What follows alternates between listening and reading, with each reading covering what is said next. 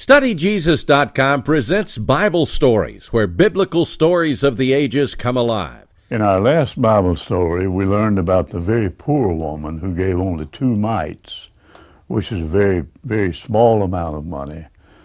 And Jesus said, "Truly, this poor widow has done more than anyone else here. For though the rich have given more money than she has, they still have plenty left, while she's given all she had." To please God and to truly be generous, we must give more than we need for ourselves. In other words, give until we go without something we'd like to have. It's not the largeness of the gift, but the love that prompts it that we should measure. Even a child can give a gift with a great deal of love in it. And it's this kind of giving that Jesus loves and rewards with his blessing. Continuing with our series on the life of Christ, we now conclude the story titled Tuesday. Precious memories. StudyJesus.com presents Bible Stories with your host, Dr. Joe Jackson. Stories directly from God's holy word, told in easy-to-understand story form that the whole family will enjoy, and featuring the work of a talented artist illustrating each week's story. Now gather the family because it's time for this week's Bible story. During the day on Tuesday, Philip and Andrew came in to ask Jesus if he would talk with some Greeks who were waiting out in the court of the Gentiles. Of course, those Greeks were not allowed to go into the court where Jesus was teaching, so he gladly went out to them. The Bible doesn't tell us what they said to Jesus, but the answer that he gave them makes us think that perhaps, knowing the wicked plan of the rulers of the children of Israel, they may have invited Jesus to go to their country where he could do his work and be safe. If he had done this, perhaps Jesus could have saved his life, but he didn't. He said to those Greeks, "Unless a grain of wheat falls into the ground and dies, it does little good, but if it dies, it bears much fruit. He that loves his life shall lose it, but he that loses his life in this world shall have the life that's everlasting." What shall I say? Shall I ask my Father to save me from this trouble? No. I came to this earth for the very purpose of saving the people, and if my death will make them believe that I truly am the Son of God, and that what I've tried to teach them is true, I'm willing to die. And then Jesus prayed, "Father, glorify thy name." Jesus stopped speaking. What was that sound that everyone heard? Some said it was thunder. Others that maybe an angel had spoken to Jesus. But some of Jesus' dearest friends who stood near him heard a voice from heaven say, "I have both glorified it and will glorify it again." You remember when Jesus was baptized, a voice from heaven said, "This is my beloved Son, in whom I'm well pleased." And do you remember also that other time when Jesus was on the mountaintop with Peter and James and John, that the voice said, "This is my beloved Son, hear ye him"? It was this voice which spoke now for the 3rd time. And Jesus said to those that heard it, "This voice came not because of me, but for your sakes, that you might believe." And though they had just heard this proof that Jesus was indeed the Son of God, many of the children of Israel still wouldn't believe him. Some of the rulers did believe in their hearts that Jesus was the Christ, but they were afraid to say so for fear that the Sanhedrin, the great council, would put them out of the synagogue. They loved the praise of men more than the praise of God, And they were afraid that they'd lose some of the honor that the common people had been paying them if they should join with this poor, humble man from the little town of Nazareth and his fishermen disciples. As Jesus and his disciples went through the temple gate in the afternoon on their way out, the disciples, looking back with pride, said, "Master, see what beautiful stones these are and what great buildings." And Jesus said, "Yes, they're beautiful buildings, but the time is coming when there shall not be left one stone upon another." The disciples said no more at the time, but as they sat down to rest on the way back to Bethany, they asked Jesus, "Master, when are these things you spoke of going to happen?" Jesus didn't tell them the exact time, but he said before that happened, there would be great trouble in the land. They, Jesus' friends, would be badly treated and put into prison, and some even killed. It would be hard to be a follower of Jesus. Some would give up trying so that they might have an easier life. But Jesus told them that if they would always try to follow him, no matter how hard it was, they'd be saved. He told them to always be ready, for they didn't know when their Lord would call for them. Jesus said much, in fact, that we cannot yet understand, but there's enough for us to know what he wishes us to do while we're waiting for his coming. Jesus told them that if a man left his house in charge of his servants and went away without saying when he would come back, the servants, if they were faithful, would always be ready, always be on the watch for their master. So in just the same way, our Master Jesus has left us and given us some work to do. And we must be careful to do the work. And if we are faithful servants, we'll always be watching for his coming. But Jesus says in another place that it wouldn't please the master to find that his servants had stopped their work and been just always standing at the door, wondering and guessing when he would come. So we must be careful to do our work while we're waiting. Jesus told several other parables that would make his disciples always remember the lesson. One was about 10 virgins of young women who went out to meet a bridegroom. It was the custom of a wedding. It was the custom at a wedding among the children of Israel for the groom, the man who was to be married, to go with some of his friends to meet the bride at her home, where she was dressed in her wedding clothes and waiting for him. And then the young friends of both the bride and the groom, with torches and music, went with them to their new home.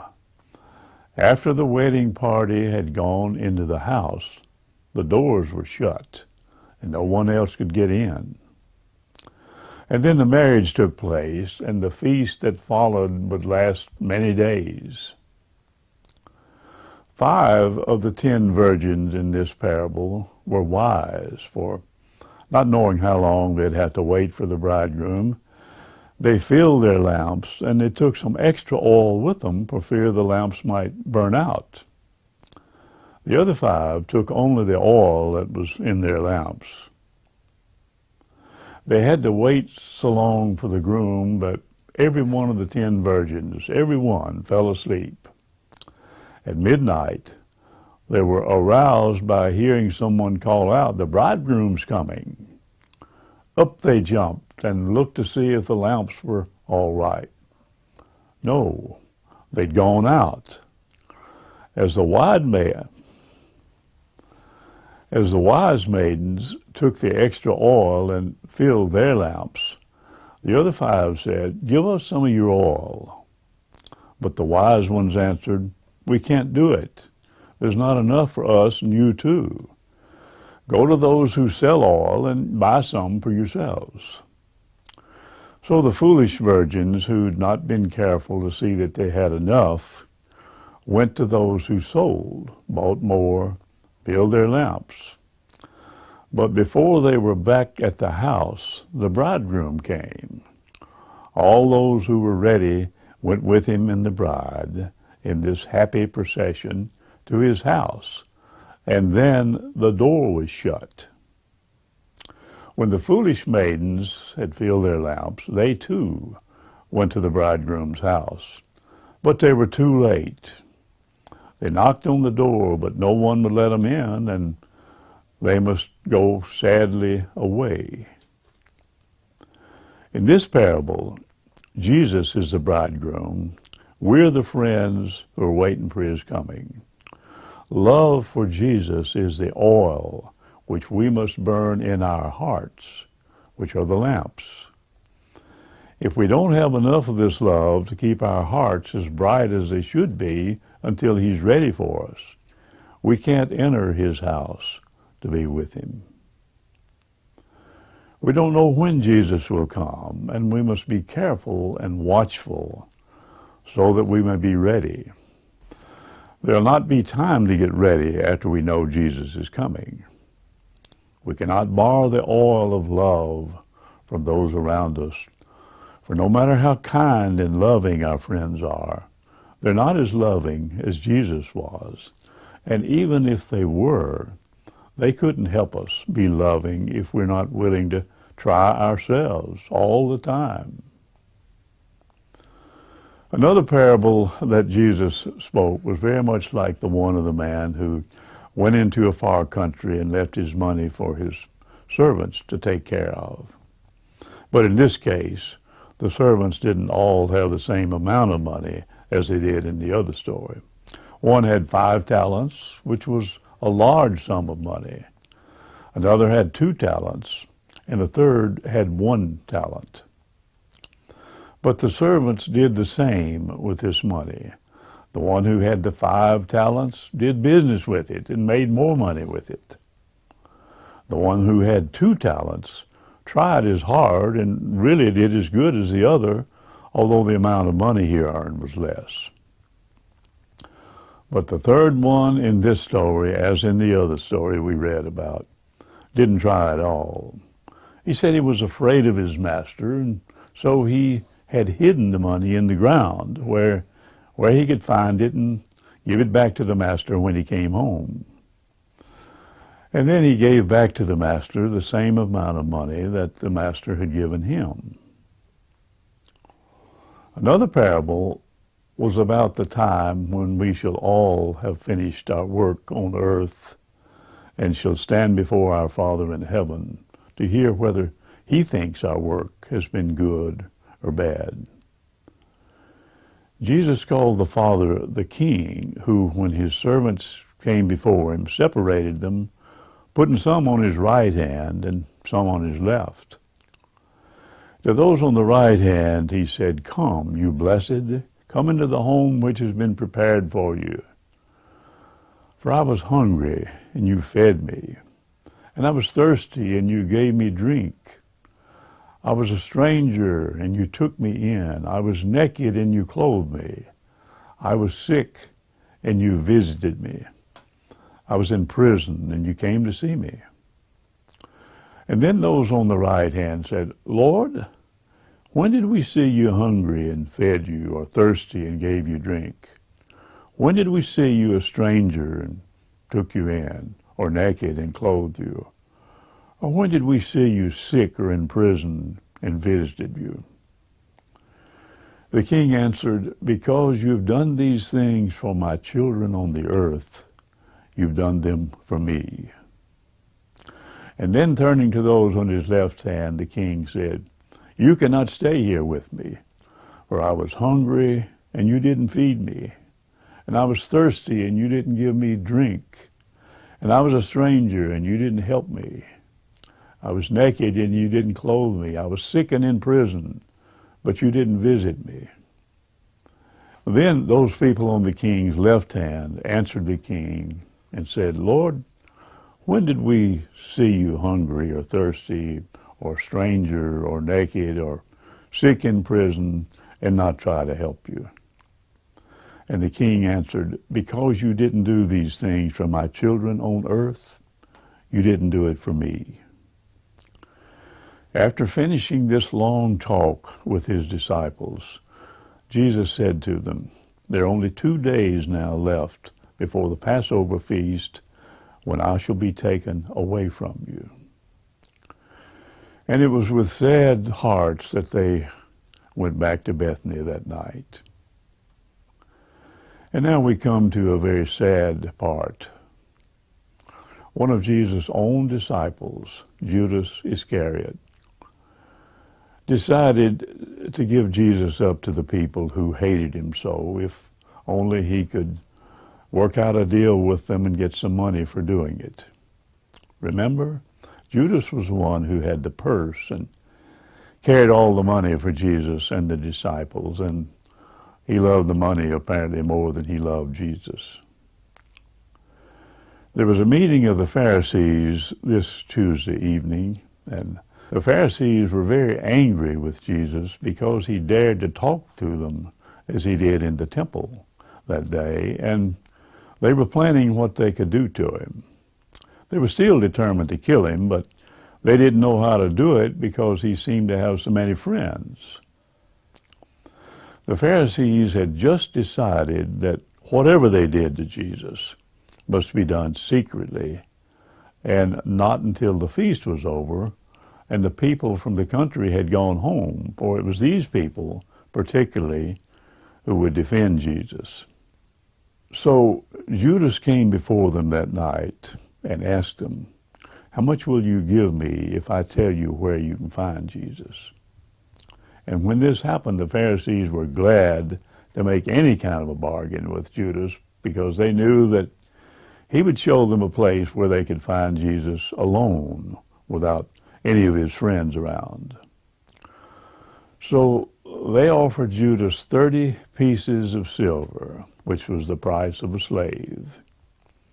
Judas agreed to do it for that amount of money, and then he left them. From that time on, Judas watched for a chance to sell his master, Jesus.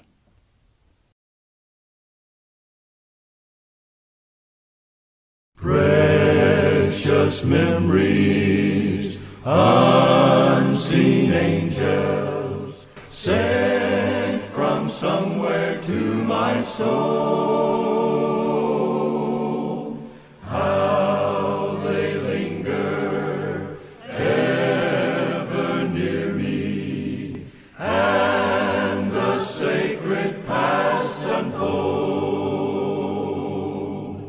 Precious memories, how they linger, how they ever flood my soul.